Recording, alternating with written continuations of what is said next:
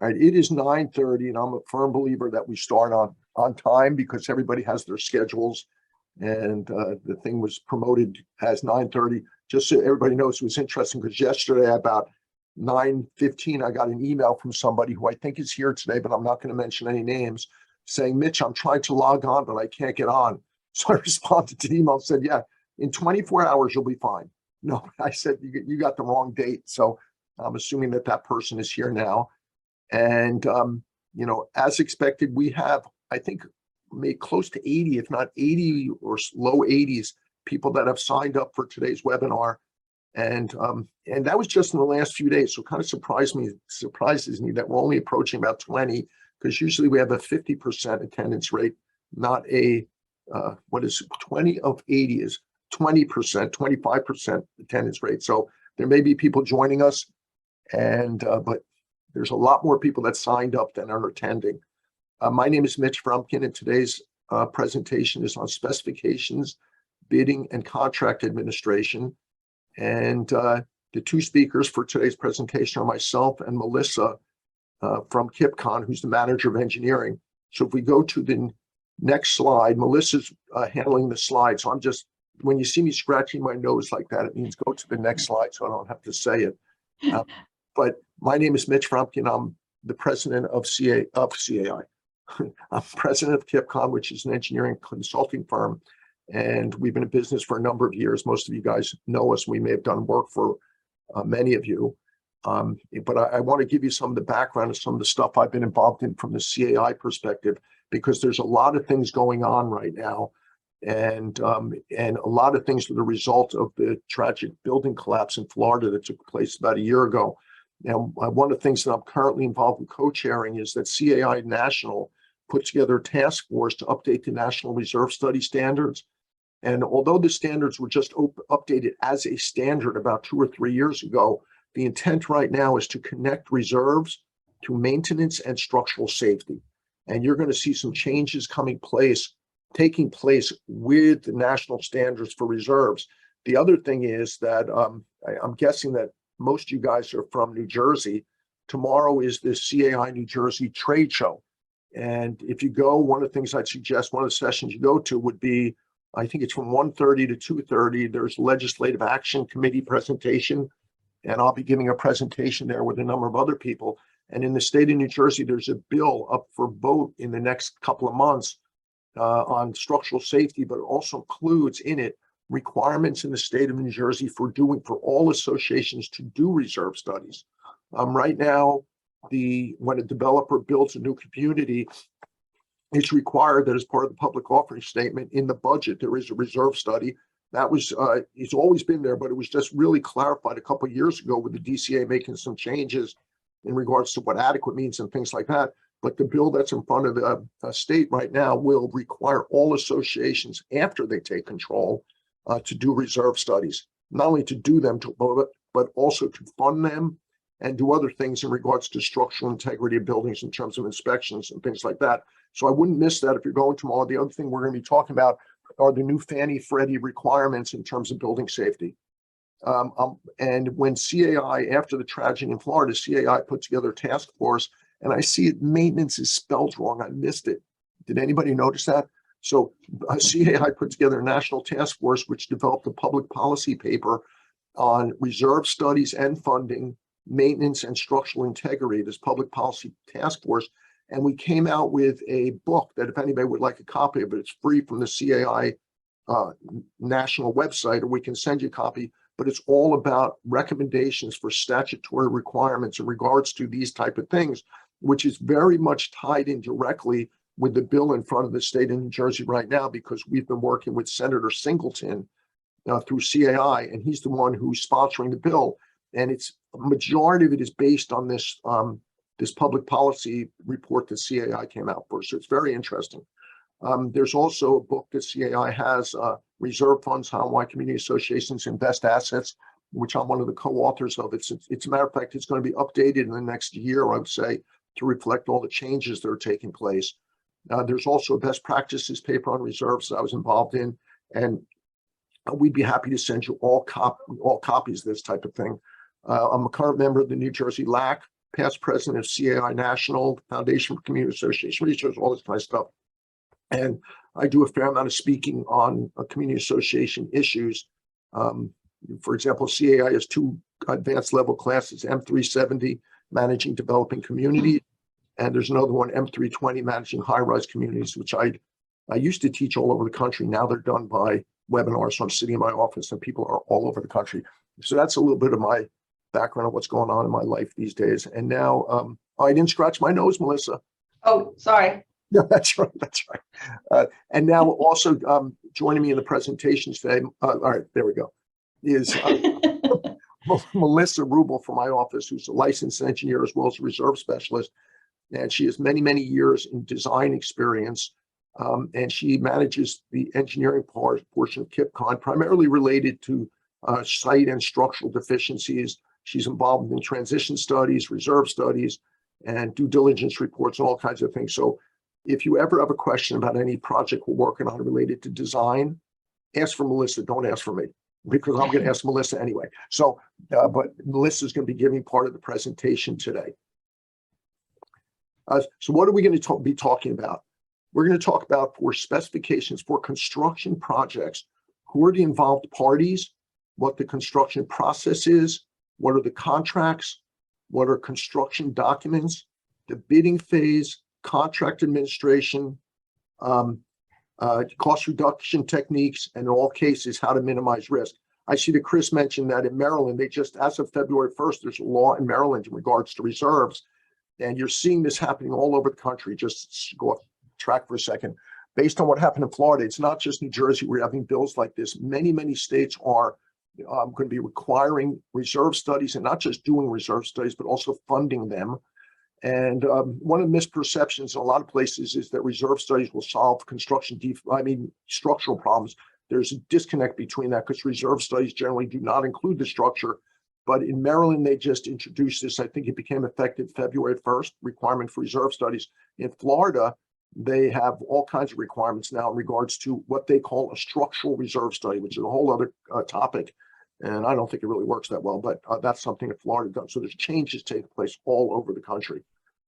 So these are the things we're going to be talking about today. The other one thing I want to mention is that we're talking about construction projects. But keep in mind, when you're hiring an engineer, like a Kipcon or a Frumkin or a Bechtel or whoever it is, you really should put together an RFP and a contract and all the types of things I'm talking about here when you're selecting an engineer to work for your communities. So one of the things we have, and if anybody's interested, we have another seminar on how to, webinar, seminar, whatever you want to call it, on how to select an engineer. And if there's interest in that, we can add that to our listing of courses that we're offering. But you really need to be careful, in terms of hiring an engineer as well as hiring a contractor. And you'll see a lot of things we talk about are hiring a contractor based on what an engineer does. So you want to make sure you have the right engineer that's helping you select the contractor and to be involved in the construction process. So that's another seminar, but I wanted to mention that. Melissa, you're not watching. I'm watching them. There we go. All right. The typical type of projects that we're all involved in community associations are paving, roofing, siding, drainage, decking, retaining walls, mechanical equipment. So it really is a list of the things that are included in your reserve study as the components.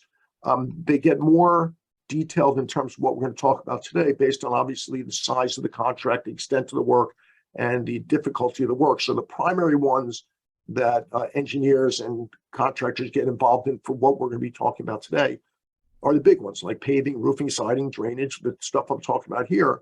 But there are many, many projects I know that you're working on in your communities, let's say replacing a section of a sidewalk, where you don't need these type of things, but we're going to be talking about them as they relate to large projects. But keep in mind also, as part of our presentation, we're giving you a lot of information, and it's based on showing you everything, although that doesn't mean everything we talk about is something you need for every type of your project. So that's something you should discuss with your engineer or whoever's helping you put together a specification. All right, Melissa, okay. The reasons for the projects are age. Generally it's because of age. And one of the things that says is review your reserve study, because your reserve study, and I know I'm talking fast, but that's just me, but the reserve study is should not just be used for budgeting purposes, but it also can be used for scheduling of projects. So for example, this is the time of year that you should all be looking at the reserve study for your community or all your communities and say, what components of my reserve study only have a 1-year estimated remaining life?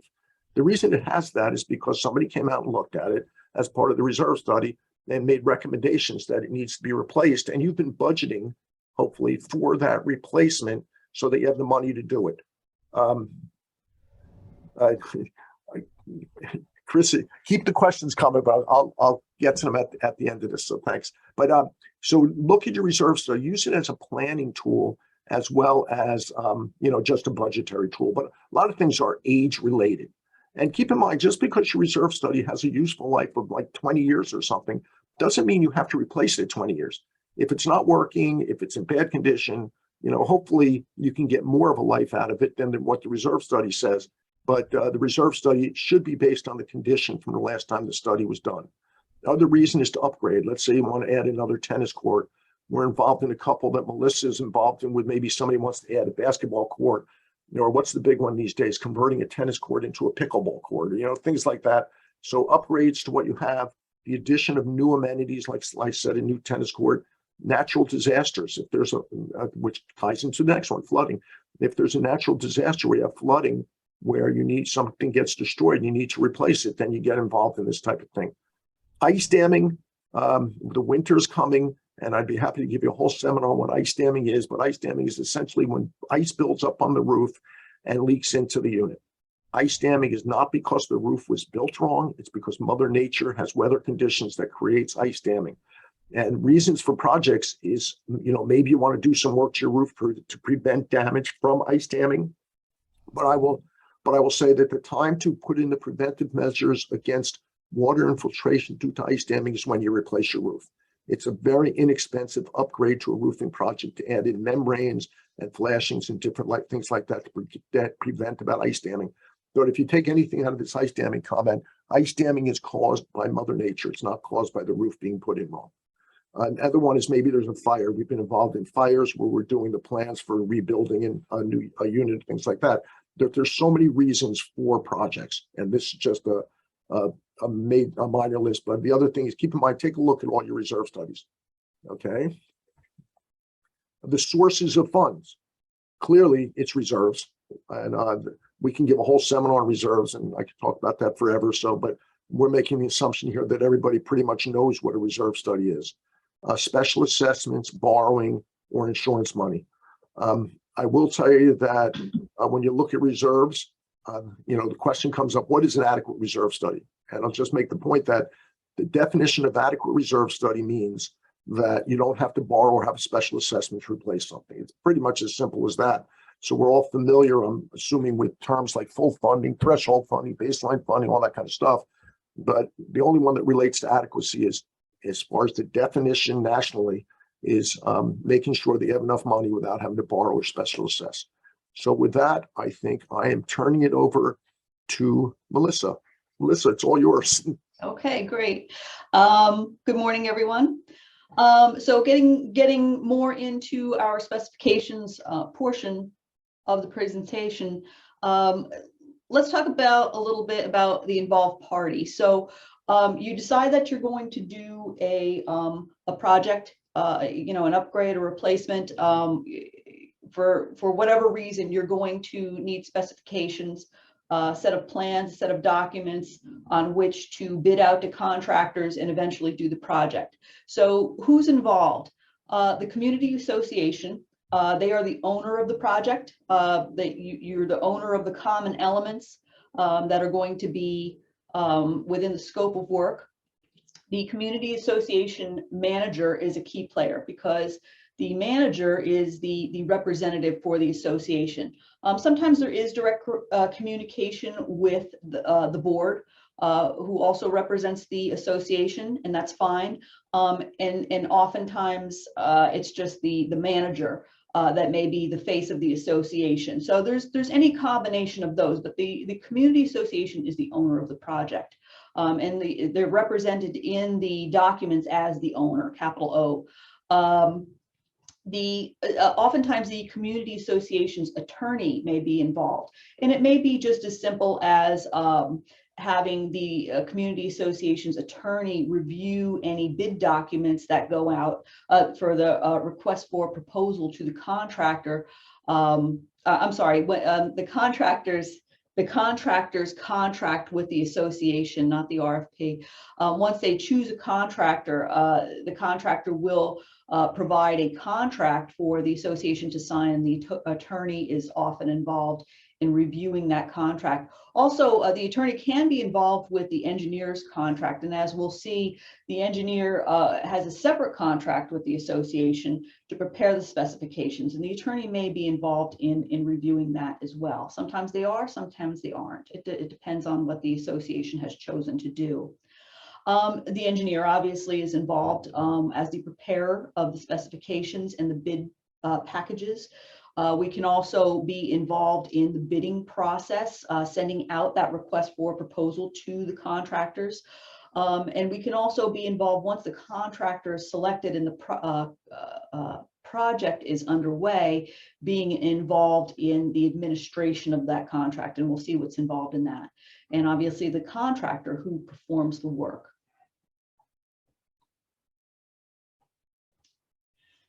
So the engineer and the contractor have separate contracts with the association. The engineer will work directly for the association, as will the contractor. The engineer and the contractor do not have a contract amongst themselves. So the engineer, as we discussed, prepares the design specifications, provides assistance in selecting the contractor. We may recommend, say we bid out to 7 different contractors, we may recommend a group of contractors that the association focus on based on their responses to the RFP.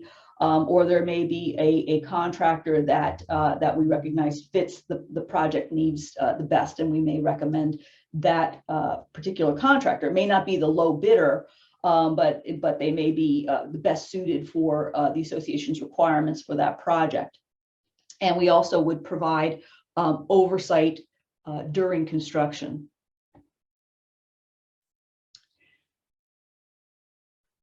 So once the building process is underway, it's very important that there is communication between these 3 particular parties. The owner, being the association in this case, the design professional, who could be the engineer, the architect, the environmental engineer, the landscape architect, or a design professional in some way that has prepared plans for the project, and the contractor who's actually doing the work.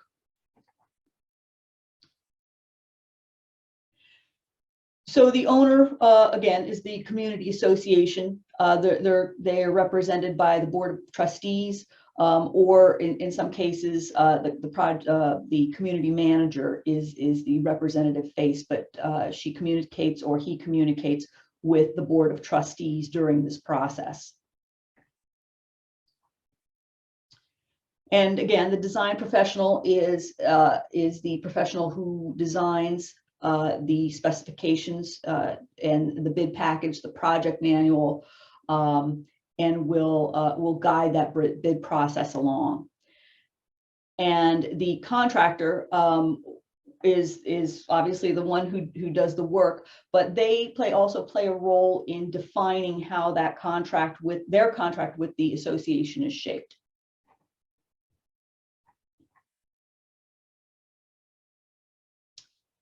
So there's the engineer's contract with the association, and again, that's separate from the contractor, and that can be reviewed by the attorney. It may not.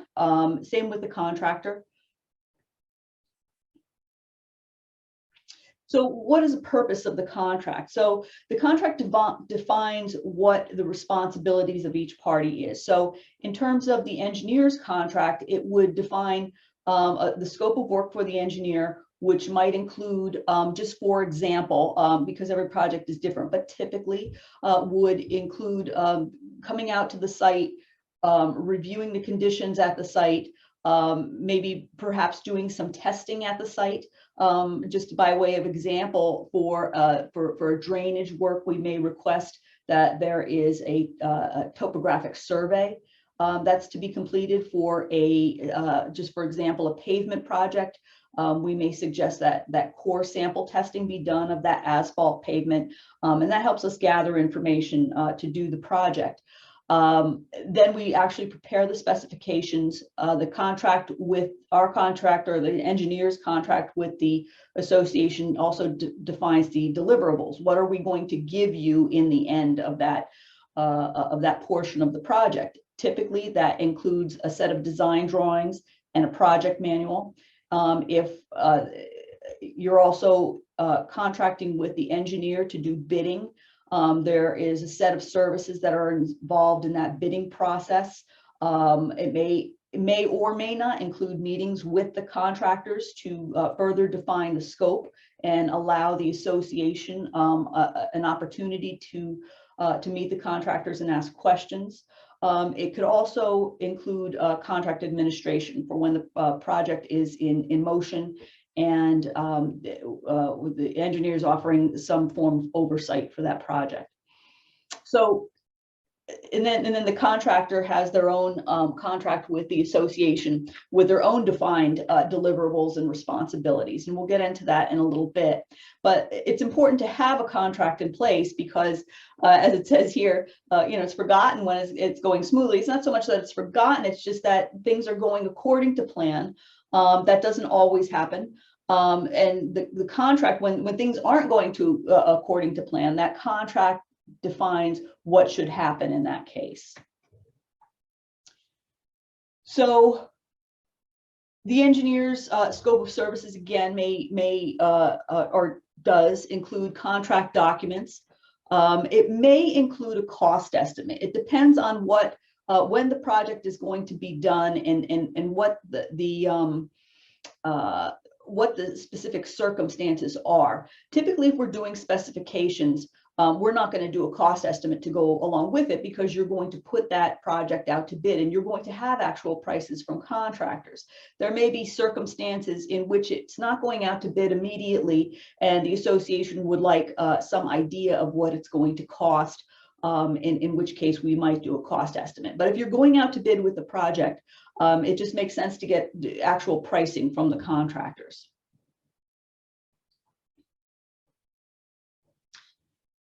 So the contract with the engineer and the association again describes the work that's going to be performed, what the engineer's fees are, and the payment terms with the engineer. When is payment due and under what circumstances is it due? There's sometimes a schedule of work, sometimes not. Oftentimes it can be dependent on weather, when we can get out to the site to actually observe, or testing schedules that are done by third parties, the coring, the topography, soil testing, things like that. So it may be hard to define a schedule, but sometimes there is a loose schedule that we can provide to give you an idea of the trajectory of the project. If there's a dispute, how does that get resolved?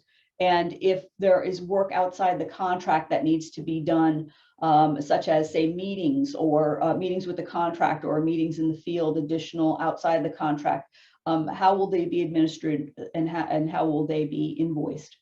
And then of course the limits of liability. If something does go wrong, what is the limit of responsibility for each party? So let's get into the construction documents a little bit. So typically there are design drawings and written specifications, and this is typical. This is the basis of the project. There may be additional documents, but these are the basic documents. So design drawings are just what they say. They are the large scale plans. Is usually the format that they're in. They can be smaller depending upon the type of the project. In the case of larger projects, you'll get the larger scale plans, and everybody says we don't have a way of printing these. We do provide them in PDF format, and of course, if you need hard copies, we can certainly provide those. But typically, they're able to be distributed as PDF.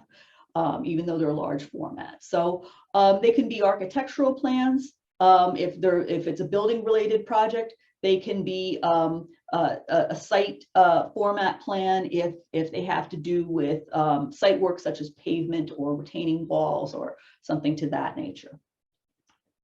And then there are the written specifications. In addition to the drawings, we will prepare a booklet, if you will, of the terms and conditions of the project that's being performed. So you can see the index there. This is a typical for a roadway project. We have an introduction that describes what the project is, a general scope of the project. There is a bid proposal form, which we'll talk a little bit more about. I'm going to move very quickly, just in the interest of time. So if you do have questions, we can certainly take them at the end.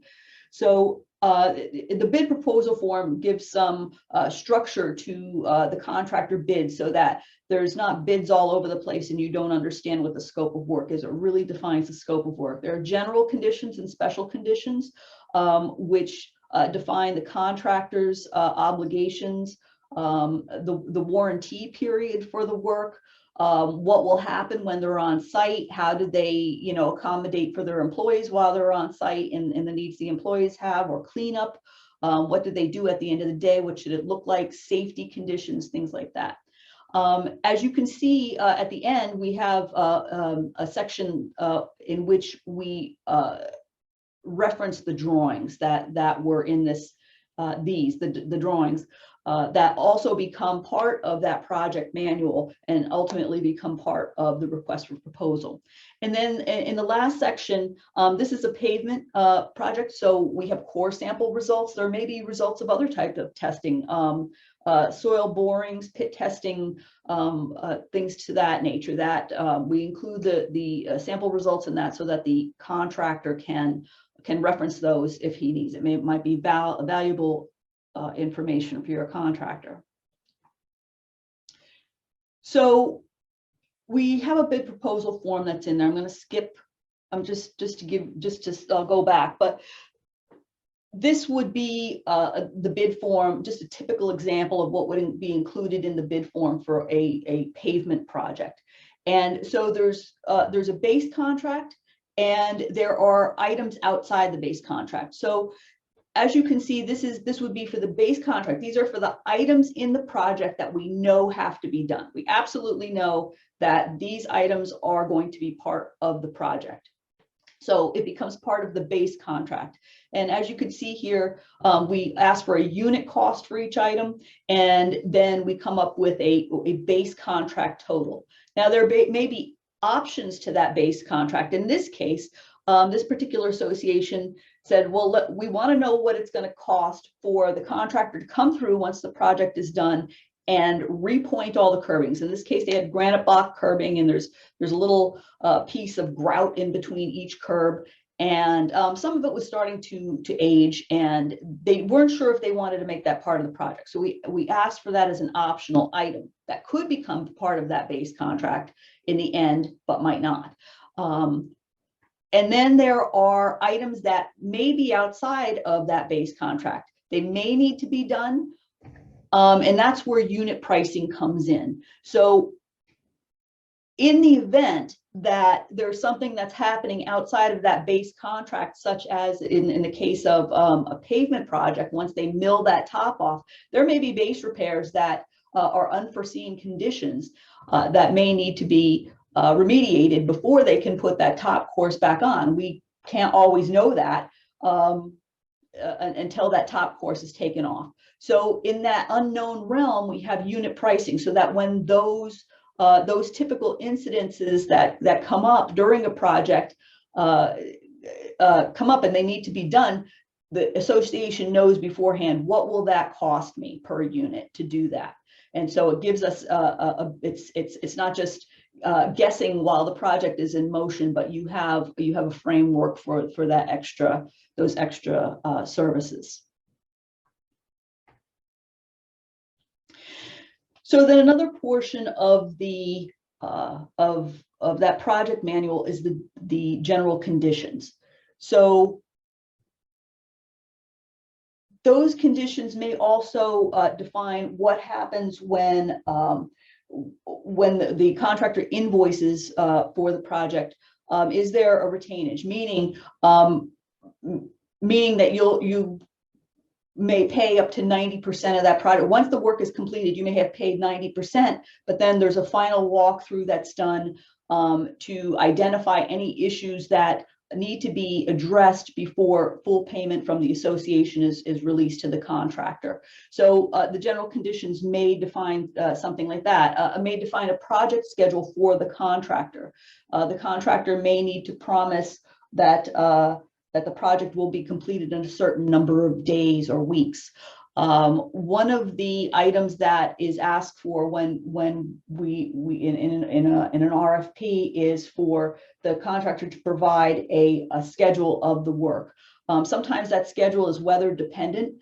In the case of site work, where it's at the exterior, like a pavement project or a grading drainage project, which if you get a full week of rain, it could delay that schedule. So the schedule that the contractor defines is sort of a best case scenario, and the contractor sometimes will build in weather days, but it's a guideline or a framework to work within. General conditions also will define insurance requirements that the contractor will need to have to perform the work, so that if something does happen, an injury on site or a motor vehicle accident, or there's damage to the property, who is responsible for that, and is it covered? Does the contractor have coverage for those type of incidents?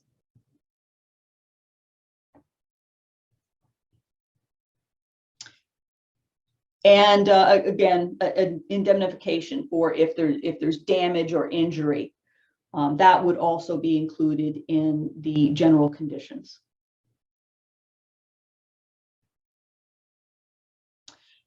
Guarantees and warranties of any sort. For example, for a pavement project, it's typical to have a warranty of a 1-year period. So the contractor finishes their pavement work, and within that 1-year warranty period, if anything that is related to workmanship goes wrong, the pavement fails in a certain place, or the concrete cracks, or something that wasn't intended happens, or something that's due to workmanship happens, the contractor will provide that warranty for 1 year for that work.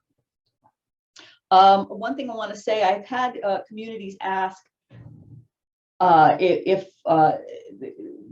we can ask the contractor to provide a 2 or 3 year warranty. There's a point at which you can't really warranty beyond that 1 year period. I've had contractors agree to sometimes a 2 year under certain circumstances, but the warranty period has to be reasonable. Because there is wear and tear that naturally does happen to certain components, such as asphalt, where it's not uncommon for cracks to show up 2 or 3 years at 2 or 3 years of age, which is not a workmanship issue. It's just the way that concrete ages, and there is some maintenance involved in that. So you don't want to request too long of an extension of a warranty of a contractor.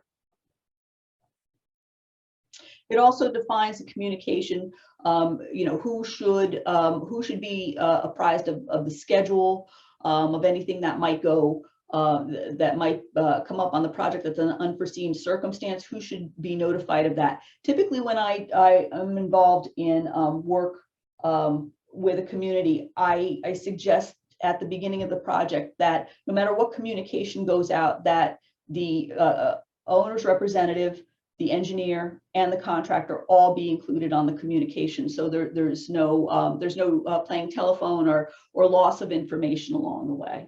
And permits and inspections, it would define who's responsible for that. Typically, the contractor is responsible to obtain any permits that are required prior to commencing the project, and for arranging for any inspections. If there's township inspections that are required, or manufacturer, such in roofing, for example, there may be manufacturer inspections that are required, and it's incumbent upon the contractor to arrange for those. So the contractor has a responsibility to look over the drawings, look over the project manual, the contract, and they need to acknowledge that they can do the work as intended.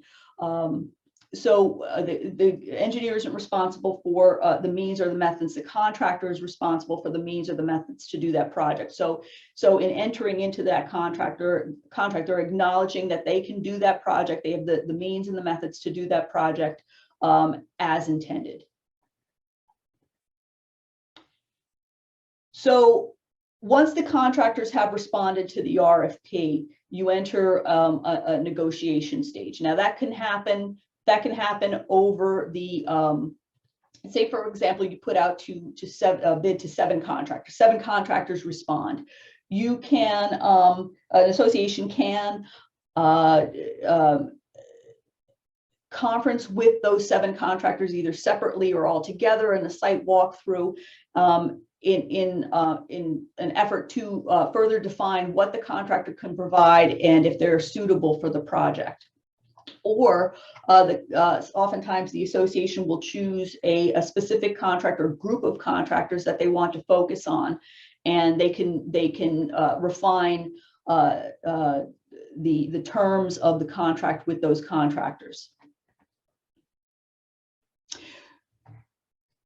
So it starts with the bidding process, in where we take those construction documents, the drawings and the specifications. We put it together with a cover letter that defines who should be contacted for the contractor to review the site, and when the bids are due, who the bids are due to. And we send that out to the bid list, the contractors that are on the bid list. We provide the bid list to the engineer provides the bid list to the association, to the owner, and we say, these are the contractors are we going to use. Would you like to add or revise this list in some way? And once they are satisfied with the bid list, we'll send out that request for proposal, RFP, to those contractors.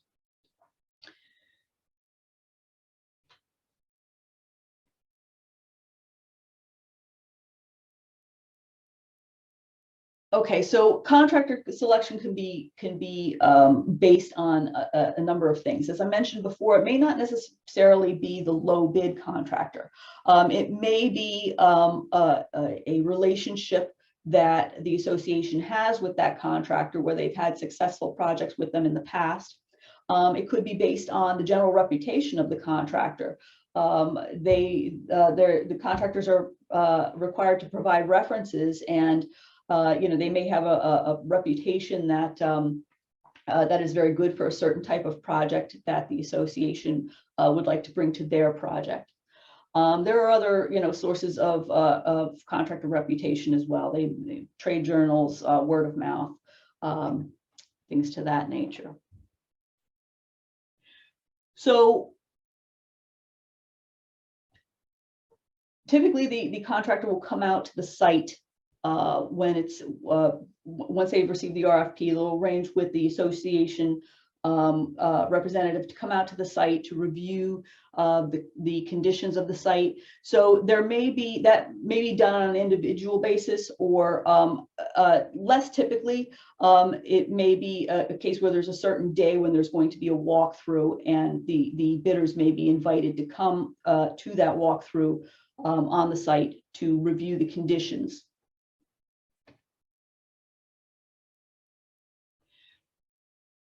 So in speaking with the contractors during contractor selection, you want to confirm certain things with the contractors. The contractors, we welcome any sort of value engineering. There may be a method that the contractor has for doing a certain type of remediation that they want to bring to the project, and that may either offer longer durability of the component or a better cost, better cost structure to bring to the project. Oftentimes, there could be outlier low bids from contractors, and you want to confirm why those bids are low. It may be a case where the contractor would really like to be involved with the project, so they may bid it low.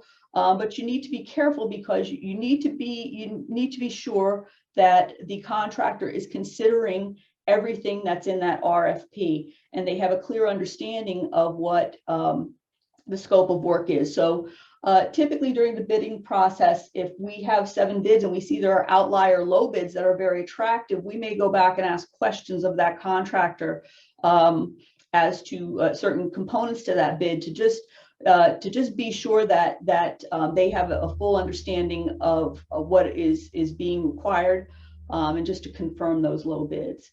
And project schedule, we always ask for working days, what they believe that the duration of the project will be. That can be a consideration. If one contractor says we can do it in 3 weeks, and another contractor says we can do it in 2 months, but has a better price, we need to weigh those considerations and ask the right questions. Cost savings based on payment terms. This is something that comes up in large phase projects, like paving projects that might take place over several years. The association may, or a roofing project, the association may want to decide how they want to phase it based on how the contractor structures their payment. So if the contractor can do it for substantially less if they do everything in 1 or 2 years, as opposed over to a 3 or 4 year period, the association may want to consider consolidating some of those phases to take advantage of the better price structure.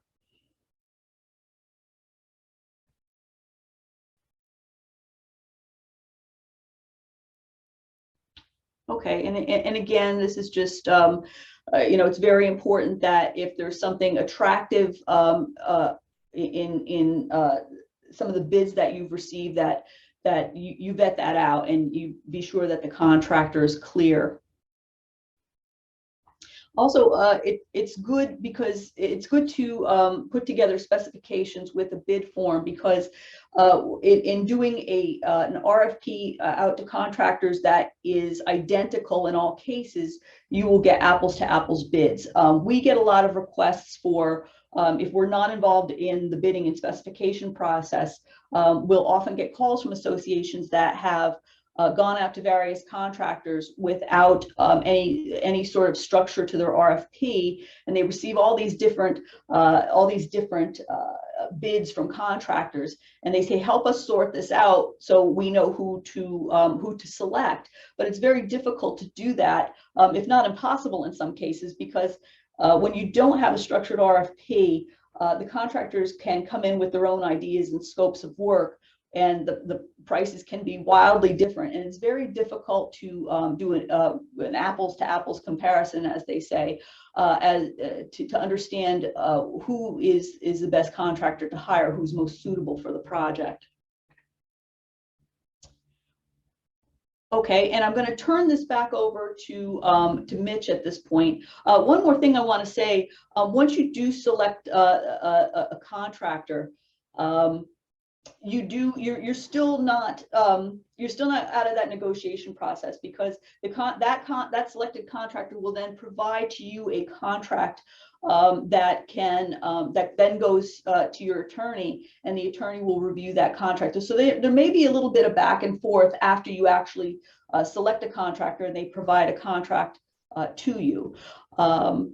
So once you do get that nailed down and the contract is signed, you move into the contract administration phase, where the engineer can be involved to provide some oversight to that project. And Mitch is going to talk a little bit more about that. So I'm going to turn it back over to Mitch. Thank you, Melissa. Great job, as expected. Thank you. I see there's a number of questions in the chat room from only one person, from Chris. And we'll get to those at the end. I do see the questions. If anybody else has any questions, please feel free to put them into the chat room, but we will get to them. So as Melissa said, the contract administration is when somebody is out there as the eyes and ears essentially for the client to review the work for general conformance. Now, the reason the term in there is general conformance is that the contractor in their contract has the responsibility and the obligation to perform the job and to give you a final product that matches the drawings. The engineer is typically, or probably close to 100% of the time, not out there 100% of the time. And the engineer is out there, and I'll talk in a couple of seconds about when they're out there, what they're looking for. But the engineer is there to look for general conformance to the documents. They're not going to be able to see everything. And on top of that, they're not responsible for everything, but they are the eyes and ears of the client.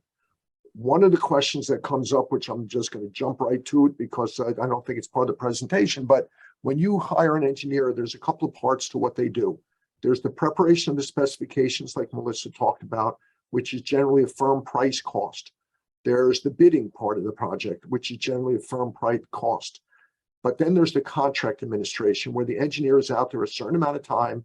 And the question always comes up, so I'll go there right now, is how much is it going to cost for the engineer to be out there to watch the job for general conformance, because we don't want to sign a blank check and you could just go out there as much as you can.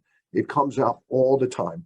So I will say that one of the things that we do, and more engineers are doing it these days, is that the cost of the engineer to provide the type of services I'm going to talk about is generally based on a percentage of the construction cost. And generally that percentage of the construction cost is 4 to 6% of the construction cost, or maybe slightly plus or minus that based on the extent of the job, the construction value, when it's going to be done, and a number of different things. But there's no reason why you cannot ask your engineer to lock in their price based on a maximum of being a percentage of the construction cost, which we do all the time. And it's just something because people are afraid of what is going to cost for the engineer to do what they're going to do. So with that, all right, so what is the contract administration? Again, obviously, is review for general conformance of the design documents. One of the things that's done is when you do that review is the engineer should prepare a report after each site visit, identifying the conditions that they saw. And generally, there's a report issued once a week that has pictures and descriptions of what they saw during their site visits. That's assuming they go more than once a week. But if they go, but it's generally a report issued once a week to the client, which is the association and management, identifying what they saw. If there's something that needs to be dealt with immediately, then they'll contact the client immediately. But that's generally in terms of field reports, how often you will get them. When the engineer is there, they provide interpretation of the contract documents when requested.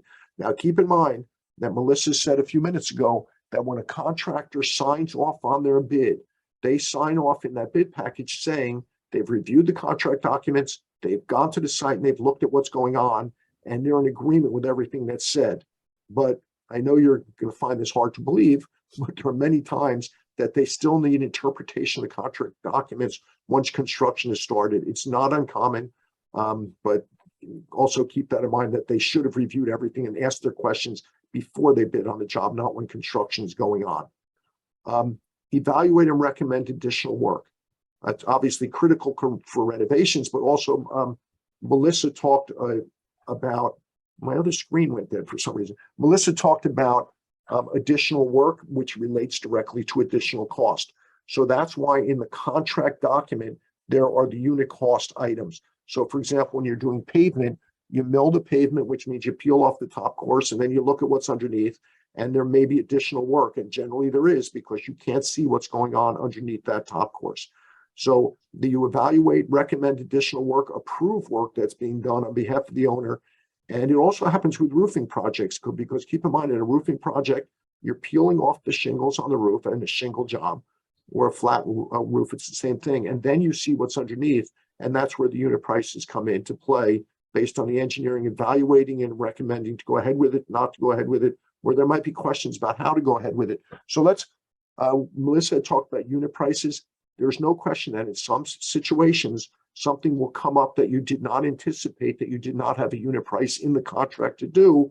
So it's something where the engineer gets involved in negotiating with the contractor to do the work once you see it, and you evaluate it once you see it because you haven't seen it before. Next is to review progress of work to authorize payment. Depending on what the payment terms are in the contract, the engineer, when the contractor submits their invoice, typically the invoice goes to the engineer reviews it and authorizes it for payment. It could happen weekly, it could happen monthly, it varies on all different kinds of jobs, but to review the progress of work to authorize payment. Keep in mind when we talk about the payment schedule, that's in the contract bid documents, and that's something that's negotiated with the contractor during the bid stage and selecting the contractor. So the payment terms should be set they have to be set before the job starts. So everybody's expectations in terms of when the invoices are going to come, when they're going to be signed off, and how long it's going to take the contractor to get paid are written down. It's very important that it's documented, but the engineer is reviewing the work to authorize payment. To prepare punch lists of damage, Melissa had mentioned a 90% payment and a 10% retainage. The reason that's done is because they're not doing anything wrong, but typically there are punch list things that happen. For example, you're taking a shingles off a roof and the wind blows and a shingle hits the side of the building or something. So if it's covered under the contractor's contract, then that 10% retainage is held until they get the punch list from the engineer, which is typically done in a roofing job as each building is completed, or different sequence for a paving job. But the contractor gets the punch list from the engineer, and once all the work is done based on that punch list, then the retainage is released. Next is the engineer is not responsible for supervision. We do not supervise the contractor and their people in the field.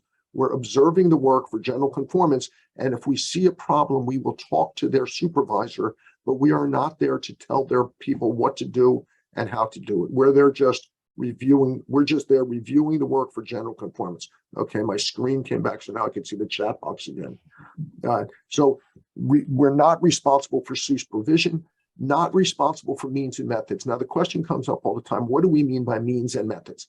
We prepare a specification, the drawings, the book spec, and all the things that Melissa talked about, and we give it to the contract, which shows what the final job should look like. How you get to that final job and the completion of the job is up to the contractor. We do not tell them how many ladders to use, how many people to use, how to do the job. We are not telling them what their means and methods should be. We are there to review the work as it's completed for general conformance. So keep in mind, the engineers are not responsible for means and methods. I will say there are some projects that we've been involved in actually recently where it's parking garage renovations, restorations, because there's a structural problem where we may get involved in the means and methods by doing a structural design of a shoring plan or something to hold the building up so it doesn't fall down while a beam is being replaced, which is part of the means and methods that requires engineering input. But 99% of the time, other than in a project like that, the means and methods is all up to the contractor. Okay, a couple of cost reduction techniques. Now, two things. I'll tell you two ways. Consolidate multiple projects of the same type when bidding. All right, I'm going to step back from that in a second and say, if you're doing a job where you're doing a paving job in your community, just as an example, and you know that there are some sidewalks that need to be replaced or some other things that the same type of contractor can do, you can consolidate that into one contract so the same contractor is doing it while they're there.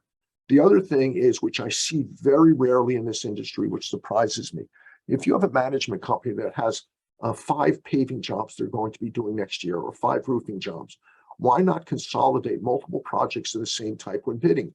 So the management company will say, obviously they're going to need the same engineer, or maybe they don't even need the same engineer, but we have multiple jobs of the same type going on. We're going to send them out to bid at the same time, and we'll say to the contractor, if you are awarded more than one job, what kind of cost savings can we have if you do it that way?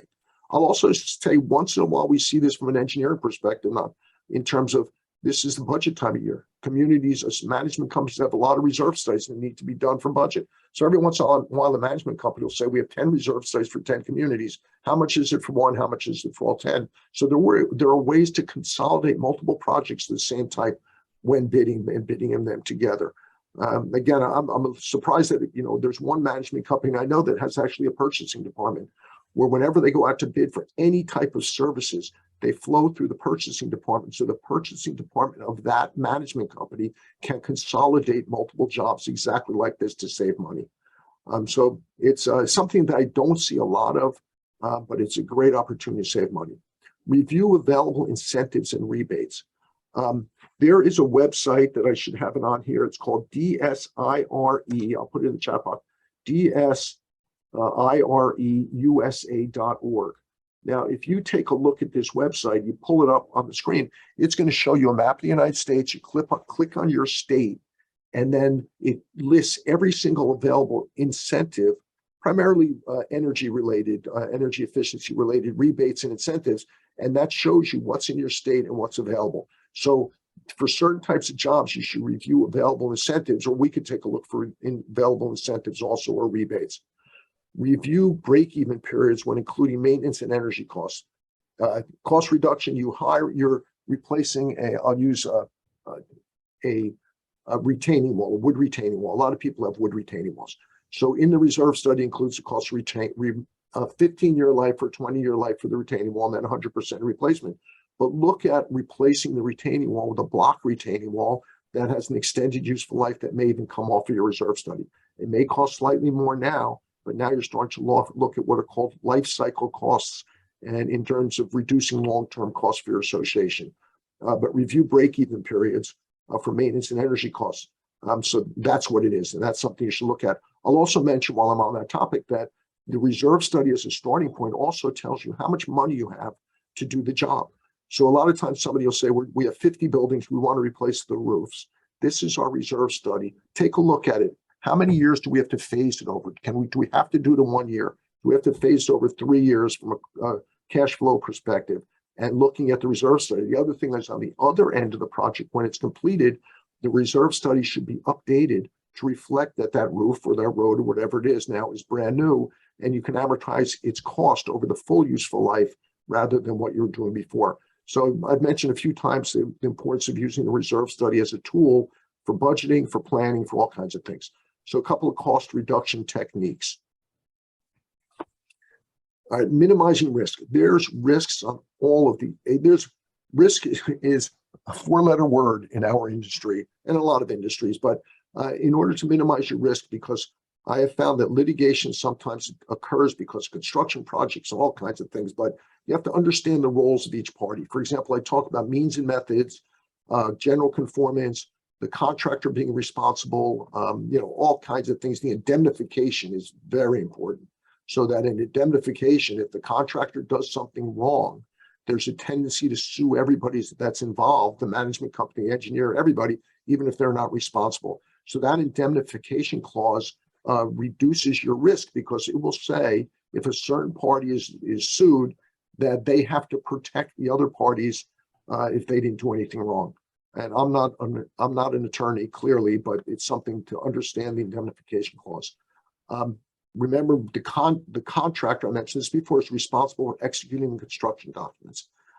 They are responsible for building it in conformance with the plans. The engineer is looking out for general conformance. The engineer is responsible for developing the documents, and it's the owner's representative. The engineer is the eyes and ears of the client. Low price is not always the best alternative. I was just working on just recently, where we're involved in a facade restoration of a project where the low bidder was about 800,000. The next highest was 1.1 million. And then the rest were higher. There were about 5 bidders. The association, along with us and management, met with each of the bidders. Everybody looked at each other and said, there's no way we can hire the person with a low bid.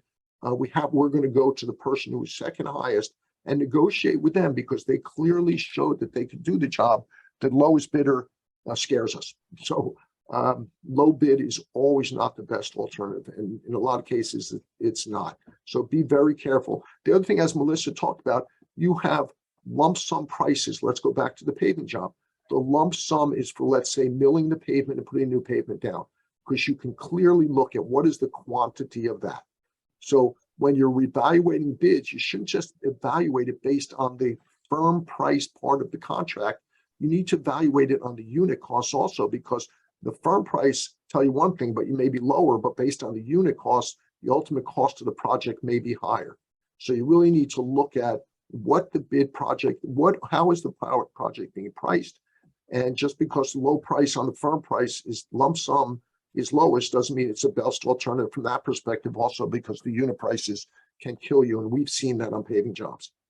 Yeah, Mitch, if I may, there are certain types of jobs that extras are just inherent in the project, such as paving and roofing.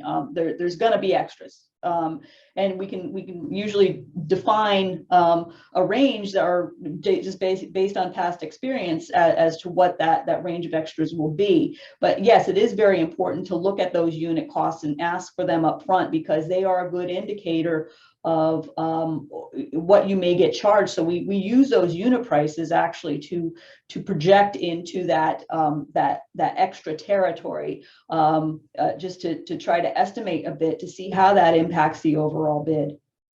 Now that's a great point. And one of the things you'll see that when an engineer like us does a budget sheet, after you interview all the contractors, there's a spreadsheet that shows their prices for comparison purposes. And then, although it's not part of the contractor's price, we typically put at the bottom a contingency, 10%, 15%, 20%, that the association should budget for and hopefully not have to use that money, but it's there because you are going to find some extras. So based on our experience, we'll make a suggestion. Establish payment terms based on completed work only. I don't like, and we generally write our documents so that you do not pay an upfront amount to the contractor. You're only paying them for work that's completed as it's completed. And that's generally how it's done. Also, there are ways to do it. For example, I was just talking to a client yesterday. We did a roofing project, pretty big roofing project, where the job is done, but the contractor has agreed to receive payment for the job over the next 2 years, even though the job is done. So there are many different ways to do this type of thing, but the payment terms are very important. The other thing, when you looked at the payment spec sheet that Melissa showed a few minutes ago, it said, what is the cost index for the pavement? What that means is the contractors don't have control over the cost of materials, but they do have control over their cost of their labor. So what they do on a pavement job a lot of times is put in the cost index for the pavement. And if it's 1.2 now, but when the job is done 6 months from now, it's 1.3 or 0.9, whatever it is, that's the cost of the materials, even though the labor cost will stay the same. So there are a lot of different things to look at when it comes to payment and all these type of things. And they minimize your risk just in terms of getting the job done right, making sure you're paying the right amount of money, many different things. But risk is a huge thing to take a look at. I've heard some people say we don't need an engineer out there because the contractor is going to give us a warranty on the roof. But the cost of the engineer, 3, 4, 5% of the contract amount, to make sure that the additional payments are authorized correctly, the invoices are authorized correctly, and all the kind of things I talked about. Of course, I'm going to say, but is definitely worth the money to do it. One other thing I'll say from a risk perspective, which isn't in the presentation, I think we should add it, is we talk about contractors. We don't talk about subcontractors. I'm going to use a roofing job for an example. You have a roofing project that's 30 roofs, and the contractor is hired to do it. I promise you, in most cases, they're using subcontractors to do each building. So you have the roofing contractor as the contractor, but then they may have 5 subcontractors. You have to be very careful with that. And one of the things we ask in our bid documents, are you using subcontractors in this project? It's not a problem if they do, but in many instances, there are special forms that have to be signed by the contractor before releasing money to them, saying that they have paid their subcontractors, the subcontractors up to date, and also in the beginning, in the bid phase, making sure that the subcontractors provide whatever insurance is necessary, since they're a separate company from the main contractor. And I'm not saying subcontractors is bad, but that's another risk you need to understand when you're signing a contract with a contractor. Most shingle roofing jobs for multiple buildings use multiple subcontractors. Next, let's see. All right. Oh, Melissa, your name isn't up there. So we're exactly a couple minutes late. I just want to look quickly through all of Chris's questions. Chris has all the questions. All right, let's see. Please describe a post-bid evaluation process. We did. Types of questions, objective, and best and final offer tactics. I think we touched on that. And then I said, not sure what best and final means. Let me know if I'm asking too many questions. No, you're fine. I'm on 3 boards that just had the reserve says completing the findings were eye-popping. Roofs, roads, sidings. We're a self-managed association and townhome, no multi-level buildings, the role of project manager. First of all, I'll tell you something very interesting. I'm involved in this national task force having to do with the reserve standards. And the other day, there was a question asked of all the reserve providers on this task force to do reserve studies all across the country. And the question was, how many people that come to you for having a reserve study done are adequately funded when they come to you? Believe it or not, they said that came to like 75% of reserve studies they do are not adequately funded as a starting point. So there's a little bit of a problem there in terms of people doing reserve studies and funding them industry-wide across the country. The role of a project manager generally oversees multiple jobs.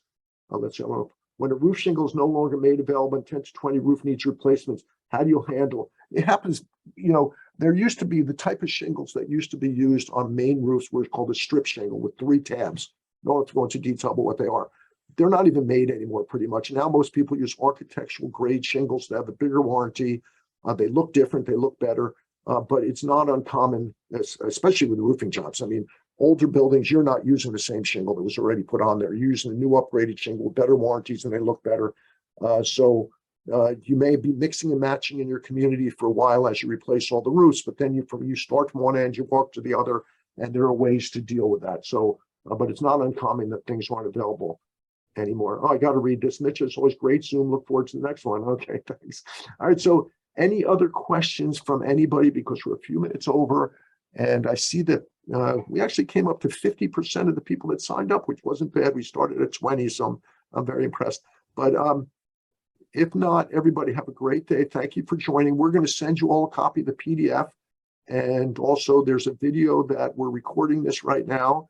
And hopefully, if you come to the New Jersey Trade Show tomorrow, stop by our booth. We'd love to see you.